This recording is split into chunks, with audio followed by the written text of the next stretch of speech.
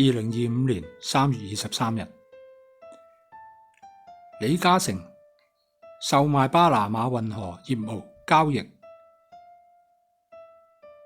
成為全部香港人嘅熱話。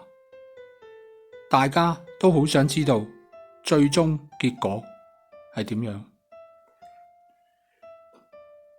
文僕李嘉誠售賣巴拿馬港口業務交易中，直接惹怒咗習近平，導致近日出動極多戰狼上門攻擊李嘉誠，甚至想用23條對付佢。問今次事件李嘉誠最終可安然度過嗎？得出火水未濟，變卦山地剝。卦象顯示三湖嚎哭，自卑孤獨，野無所游，死於幽室。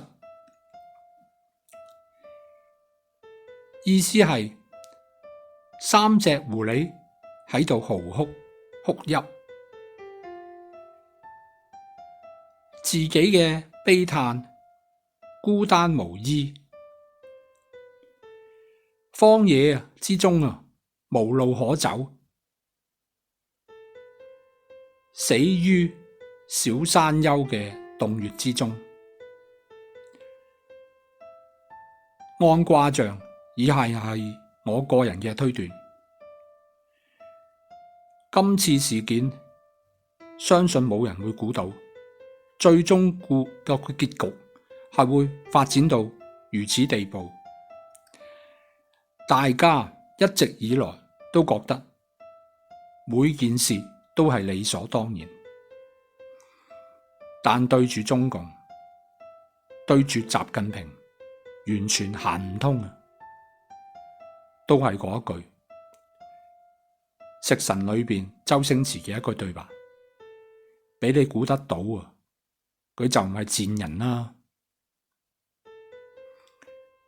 正如2020年當日，大家都認為習近平係唔會破壞一國兩制，最終結果係乜嘢？佢立咗國安法，將香港直接殺死。大家當日都認為香港仲有法律嘅，結果又點？721、831、陳彥霖案、周梓樂案、47人案、黎智英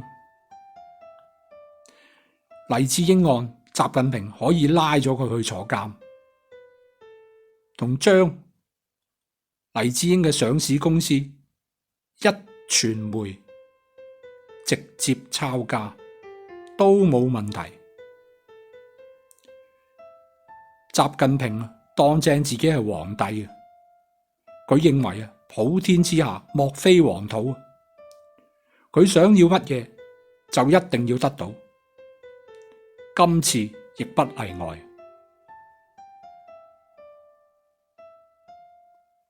喺習近平眼中李嘉誠同黎智英同所有嘅人都係完全冇分別嘅，都係習近平腳下嘅一群螻蟻。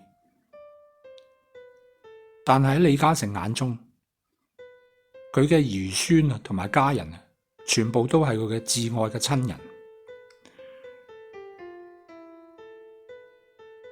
而家全部都喺習近平嘅手中嘅人質。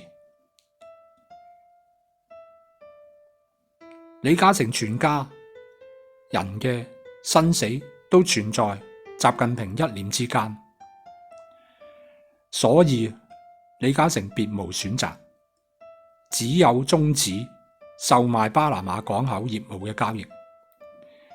至於其他，好似佢公司嘅聲譽地位同埋李嘉誠個人同埋佢家人嘅處境安危，另作後話。而家只有見步行步。今次嘅分享到呢度，鍾意嘅朋友請讚好及留言，同分享俾你嘅朋友，及訂閱易經人 YouTube 頻道，同追蹤易經人 X 專頁。我係易經人，多謝大家。